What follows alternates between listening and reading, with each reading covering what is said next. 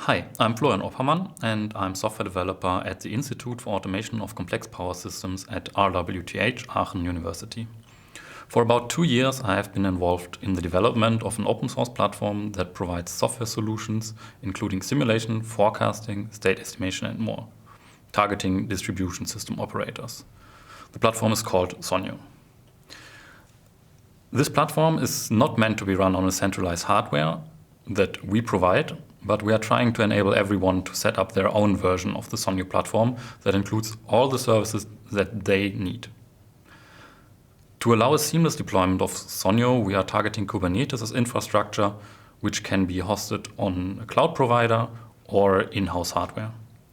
We are using a very modular approach to SOGNO to make integration with new research projects or legacy systems as easy as possible.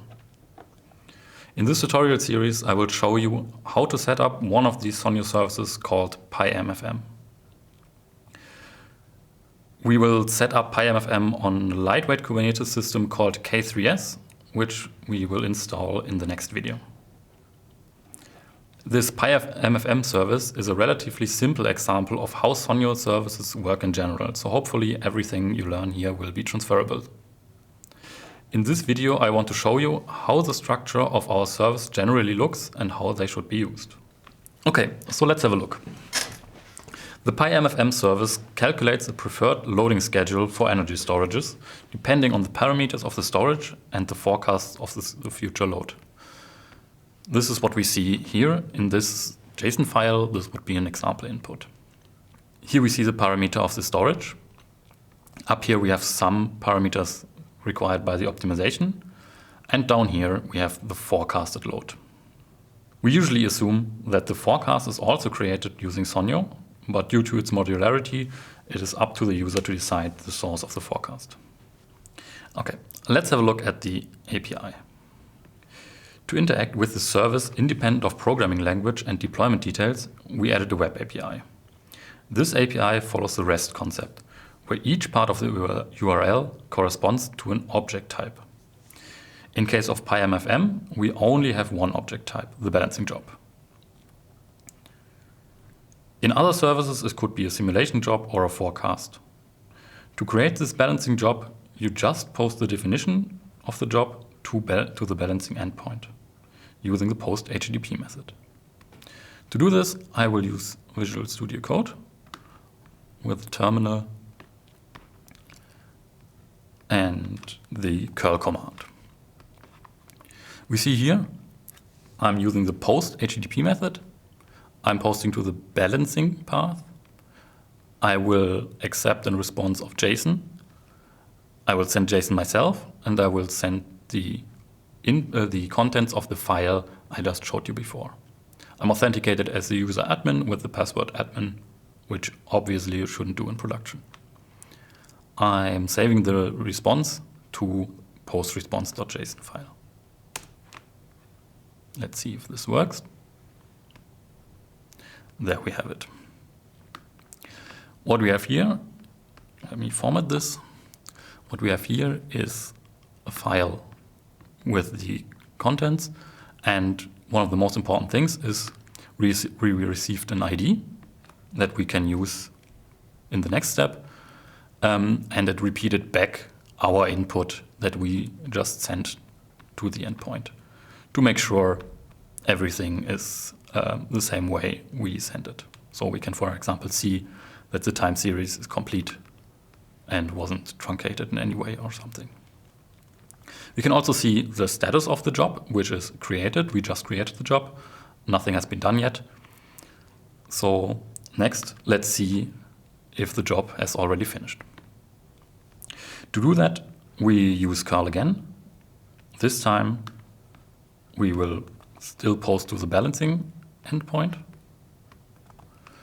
but we are using the ID we just copied, which is here. So now we are saying we want the object of the type balancing job or balancing with the ID and then this ID string. Again, everything is in JSON format and we are saving the response. This time, of course, we are using the get method.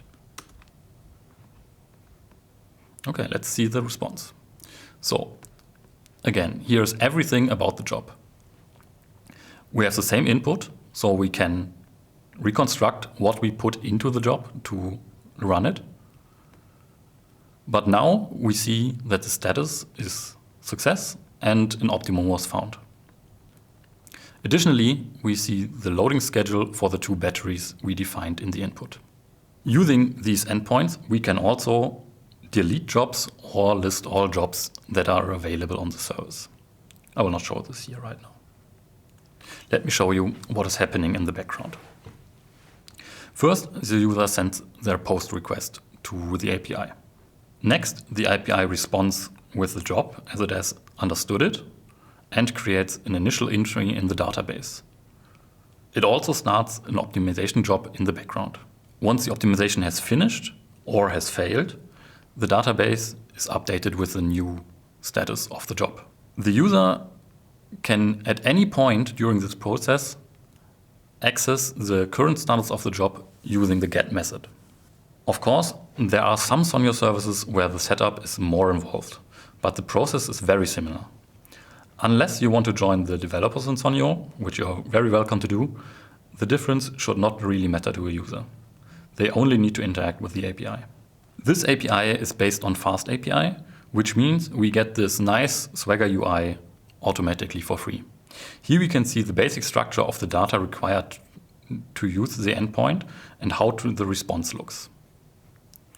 We can even try these endpoints directly on this web page.